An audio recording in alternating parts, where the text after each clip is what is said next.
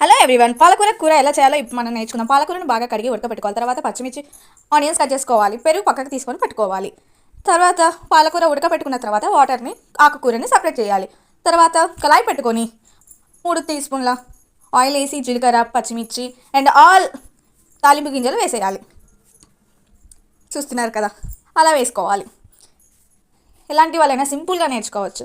ఎండుమిర్చి, తాలింపు గింజలు, జీలకర్ర, తర్వాత కట్ చేసిన ఆనియన్స్, పచ్చిమిర్చి వేసుకోవాలి.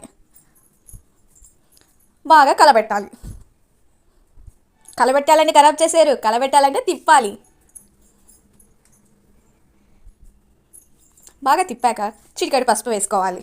అలాగే ఉడకబెట్టుకున్న పక్కకి తీసుకున్నాం కదా ఆ పాలకూర అందులో మిక్స్ చేసుకోవాలి. బాగా మిక్స్ చేసుకొని కొద్దిసేపు లోలో పెట్టుకొని కొంచెం సాల్ట్,